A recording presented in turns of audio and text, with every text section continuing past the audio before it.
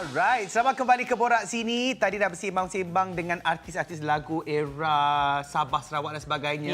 Dah cakap pula pasal perbelanjaan di bulan Syawal. Sekarang ni kita nak tahu pasal Yayasan J-Corp pula ya ni. Ya, dia daripada J-Corp juga, tapi dia punya badan ni dia macam fokus kepada seni dan alam sebagai amanah. Seni sebagai legasi, alam sebagai amanah. Jadi kita bersama dengan Ketua Pegawai Eksekutif Yayasan J-Corp yang berbahagia, Datuk Mizan Yahya. Assalamualaikum, Datuk.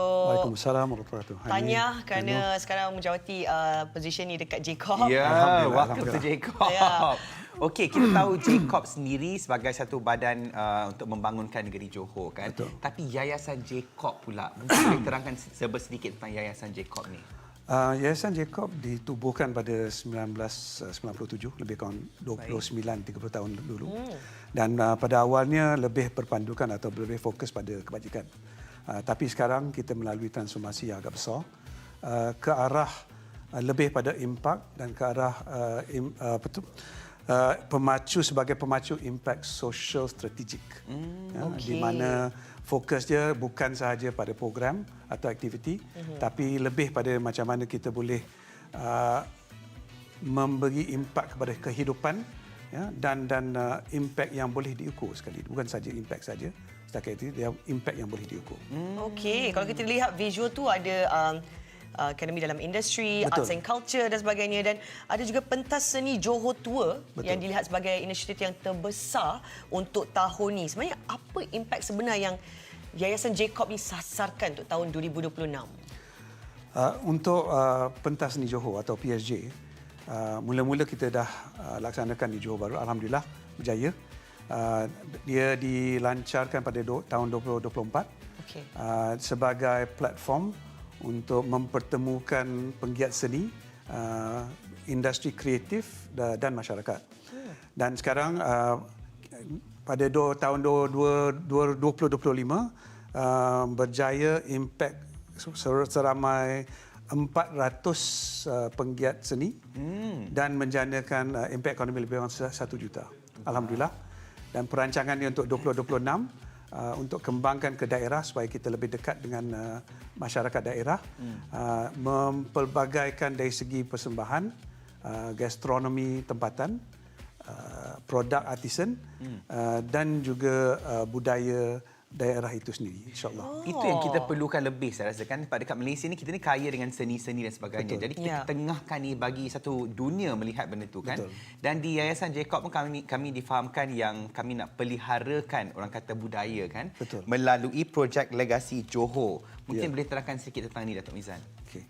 Projek di mana pentas seni Johor memberi peluang untuk seni berkembang. Projek legasi Johor pula lebih pada memertabatkan atau memertabatkan supaya legasi Johor ni tak hilang ketinggalan zaman. Adat budaya tu. Ya, betul. Seperti apa? Okey, antaranya tenun warisan kain benang Johor, di mana sekarang dihidupkan balik, diadakan balik. Dan alhamdulillah dari segi sambutan pun agak baik daripada bangsa Johor. Melalui projek perintis tenunan Johor, ada 10 anak muda Johor sekarang yang dilatih untuk menjadi penenun profesional. Dan ianya juga disambil mengekalkan warisan Johor juga memberi peluang kerjaya juga. Wow, hebat. Saya daripada Johor kan, so rasa macam wow. Johor Pride. Ya, rasa macam bangga pula benda ni dilancarkan. Okey, tapi kita faham dia ada seni dia daripada gastronomi yang akan dilakukan, tapi ada juga daripada aspek alam sekitar pula yang akan dilakukan oleh Yayasan J-Corp. Jadi mungkin Datuk boleh terangkan dengan lebih lanjut pasal alam sekitar pula. Sebenarnya memang alam sekitar adalah satu daripada teras utama Yayasan J-Corp. Antaranya atau pendekatan secara amnya, kita mengambil pendekatan yang holistik, di mana impact dia adalah impact yang lebih memberi manfaat kepada komuniti dan alam, dan impact yang berjangka masa panjang. Bukan setempat saja atau bukan untuk masa itu saja. Di antaranya bekerjasama dengan komuniti pulau adalah pemulihan batu karang, terumbu batu karang dan juga rumput laut. Dan di mana ia membantu sedikit sebanyak keseimbangan marin dan juga tentang karbon biru. Penerbangan karbon biru. Okey. InsyaAllah. Tadi ada tengah lihat visual dekat dekat pulau mana ni? Pulau mana ni? Yang ni mungkin Mersing. Okey. Oh ya Mersing. Allah, cantik Mersing. Dan kita pun tahu ada Pulau Aur. Pulau Aur. Minta maaf, yang ni Aur. Pulau Okey. Pulau Aur. Okey. Tak pernah pergi ni. Sebab itulah di Johor dia kaya dengan macam-macam sebenarnya kan. Jadi ini tahun untuk kita highlight the beauty of Johor sebenarnya kan. Saya kira tahun ni adalah tahun visit Johor. Betul. Visit Johor 2026 Visit ya. Johor dan juga visit Malaysia. Dan visit Malaysia juga. Betul. Wow. Okey. Jadi seandainya ada yang tengah nonton ni, ada yang teringin nak join sekali dengan Yayasan Jacob, macam mana nak join sekali tu? Saya rasa benda tu memang dilakukan.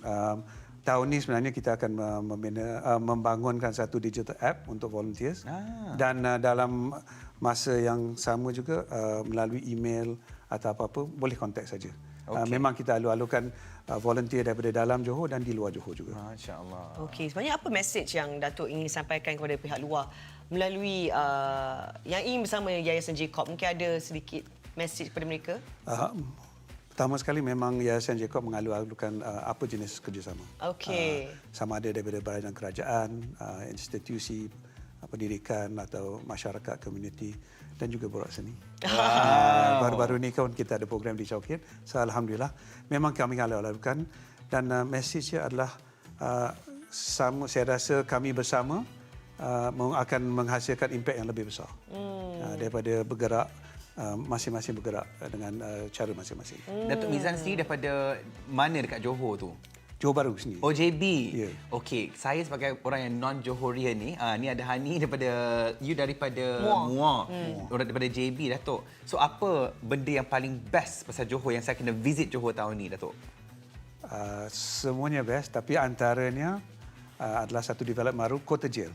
Saya dah pergi Kota Jail. Dah pergi Kota Jail. Saya pergi tahun lepas dengan Jacob sendiri sebenarnya. Oh ya, alhamdulillah. But you all bangunkan semula kan, jadikan tempat pelancongan pula kan. Pelancongan. Penjara yang lama, penjara air Molek. Air molek. Molek. Dan dibangunkan sebagai tempat pelancongan pula sekarang ni kan. Betul. Baik, terima kasih banyak-banyak kepada Datuk Mizan. Alhamdulillah, terima kasih. Okey, sebenarnya sebagai soalan penutup lah nak tanya Datuk, apa sebenarnya perancangan dah hala tuju Yayasan Jacob pada masa depan nanti? Pada masa depan, balik kepada isu impact yang kita boleh ukur adalah kepada pelaksanaan SROI atau Social Return on Investment seperti pelaburan, di mana social impact ni pun akan diukur untuk keberkesanannya program sesuatu. Digital apps yang kita akan bangunkan untuk kalender bersama dan juga volunteer apps untuk tahun ni. Dan juga kemaskinian dari pelestarian pengurusan kewangan juga. Okey. 3 benda untuk 5 tahun akan datang. Tanya Jacob, macam-macam yang akan dilakukan tahun ni, macam-macam inisiatif yang hebat yang hopefully dapat memberi manfaat kepada semua rakyat Malaysia. Yeah. Terima kasih Datuk Mizan Yahya, pegawai eksekutif pada Jacob, dan sekarang ni Keno, kita nak berehat seketika, terus menonton Borak Sini.